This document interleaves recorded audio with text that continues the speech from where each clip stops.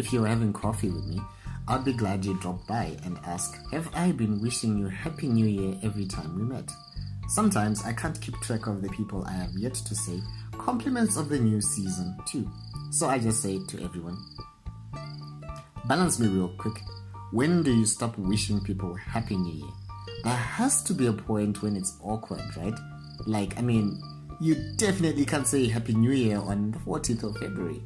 So, Valentine is coming. Let me just plug the Kabuza Oriental Choir video below for context. Valentine is coming, you're so lonely. If you're having coffee with me, I'll tell you that I remember the words our headmaster used to start the New Year's school assembly with. A good beginning makes a good ending, and a bad beginning.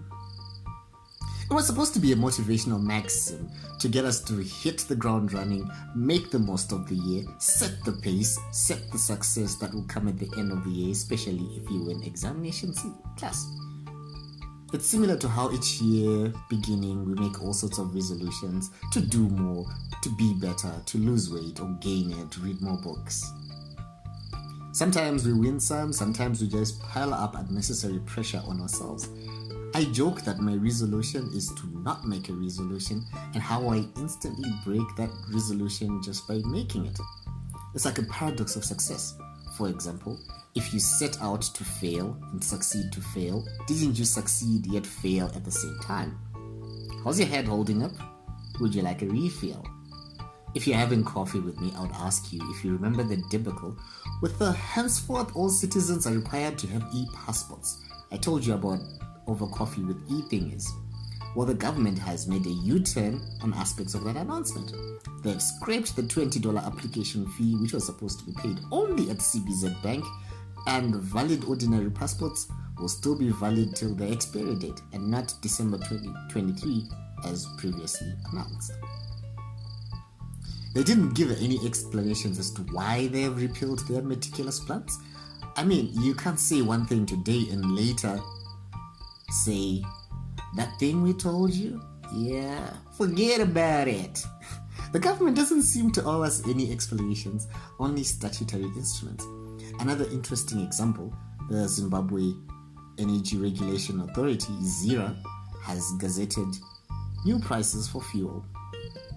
We are now back to using unleaded petrol and no longer blending it with ethanol, as had previously been the usual when they assured the nation that it made the fuel cheaper, regardless of how people worked out the math and showed how the process actually made the petroleum more expensive and also less efficient, and only benefited the company which had the monopoly on the blending process.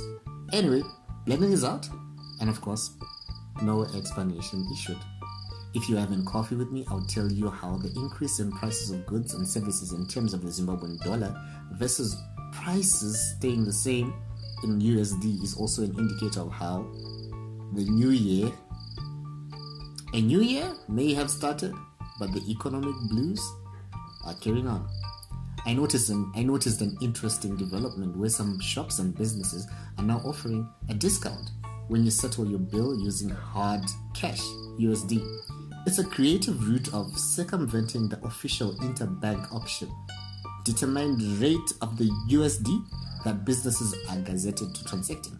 So instead of a customer looking for a black market dealer to change forex at a favorable rate, it saves cents to just use your US dollars directly in a shop that gives a good rate or discount. Initially, the government had deemed that such an incentive discount was an illegal transaction, and then later backtracked, saying it only applied to businesses that got their forex at the official forex auction. The business world had asked what that meant for those who could not qualify to get their forex needs from the Reserve Bank auction, which is actually more people than those who do. And so it looks like for now, they can use discounts as an incentive while still displaying their prices as being consistent with the official rate, yet coming close to matching the black market rate. If you're having coffee with me, I'll tell you how schools should have been opening today, but schools opening has been deferred indefinitely because of COVID, except for exam classes who are finishing off their examinations for the 2021 academic year. Meanwhile, in Uganda, schools are opening today after being shut for close to 2 years because of the pandemic. It's probably been a hectic day today.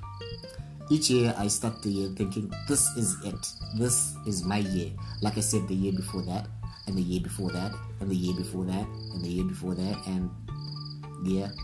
But this is it. This is my year. What's going on in your neck of the woods?